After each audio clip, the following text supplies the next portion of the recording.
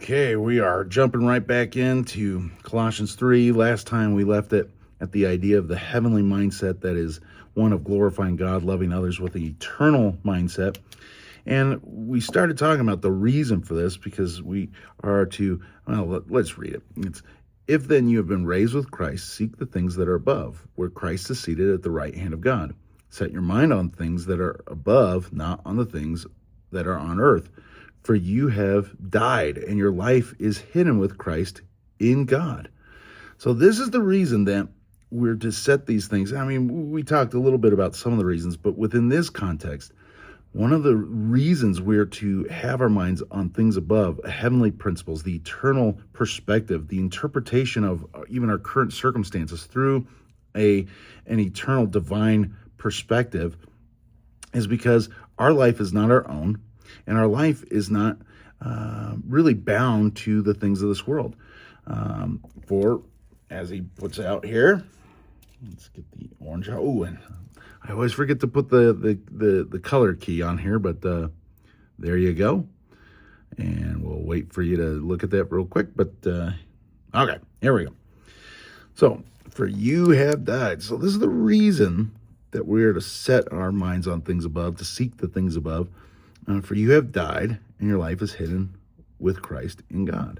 So your life, my life, a believer's life, is completely based on different principles now.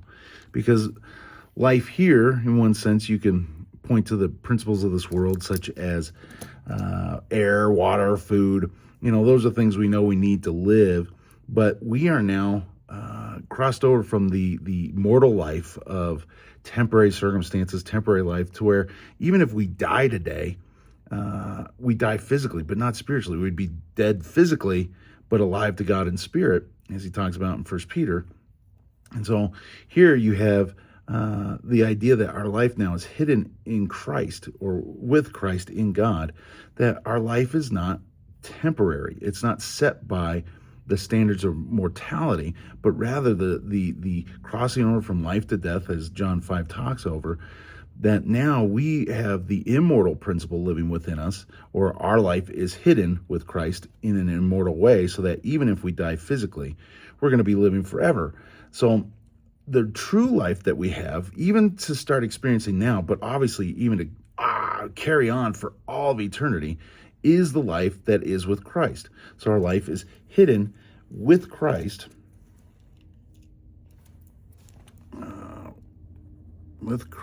in God.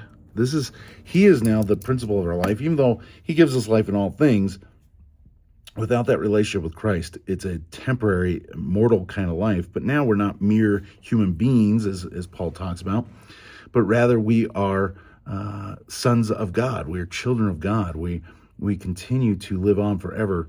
Though this body may be done away with in one sense, we'll receive a new body. So why would we live by principles that are only going to be temporary at best, and have our perspective always, the depressing perspective, the fatalistic perspective, the experience of life always in sorrow and sadness? And even if you follow Christ, there's still going to be sorrow and sadness. But with an eternal perspective, there's still joy even in the sorrow and sadness.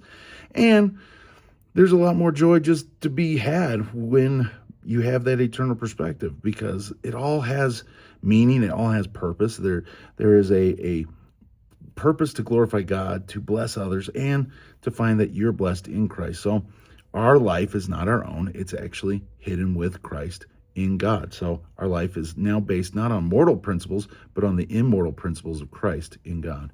So there's verse 3 for you, and we'll jump into verse 4 in the next video.